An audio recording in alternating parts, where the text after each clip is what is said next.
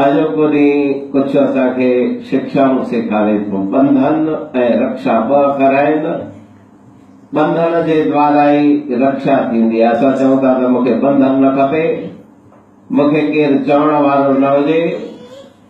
ॿार चए थो त माउ पीउ मूंखे कुझु न चवे, ऐं घर जो नंढो भाती अगरि चए त वॾो मूंखे कॾहिं कुझु न चए, त माना उहो बंधन में अचण खां मना थो करे। अगरि बंधन में न रहंदो, भक्त भगवान जे बंधन में रहंदो, शिष्य गुरुअ जे बंधन में रहंदो। बंधन माना उनजी आज्ञा, उनजो ॿुधायल रस्तो ऐं उनजो ॿुधायल अनुशासन, जेको भगवान गीता में लिखियो त जेको मुंहिंजे चवण ते हले थो उनजी मां रक्षा बि कंदो आहियां ऐं उनजी मां संभाल बि कंदो आहियां। त बंधन उनजे द्वारा ई रक्षा थींदी आहे।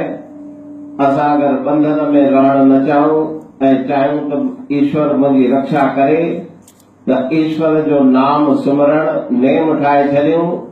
इहो बि बंधन असांजी रक्षा कंदो। नाम जपण जो बंधन हुजे त मूंखे चांहि पीअण खां अॻु में अधु कलाक 20 मिंट 15 मिंट नाम जपणो आहे।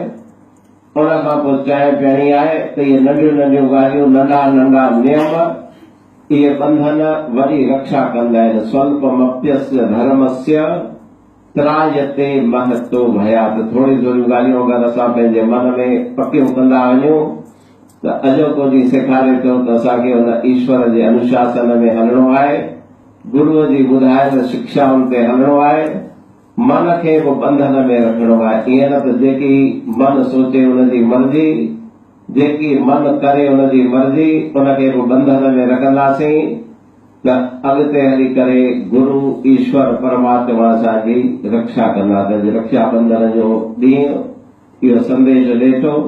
गॾोगॾु सतगुरुनि जे अवतार जो ॾींहुं आहे। उन्हनि जे जन्म जूं ख़ुशियूं। अॼु जीअं शाम जो विशेष कार्यक्रम आहे, पर ईअं त सभई जल्दी करे हिकिड़ी तुक चऊं।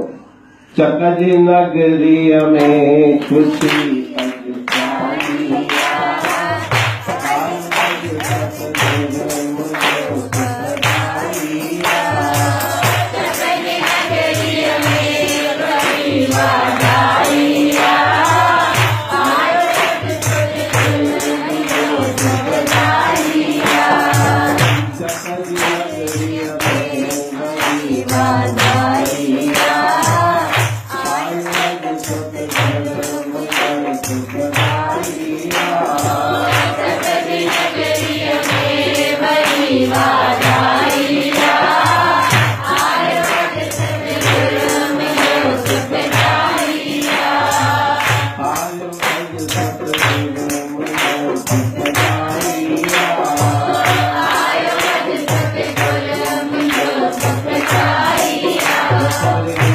गुरु महाराज जे जन्मोत्सव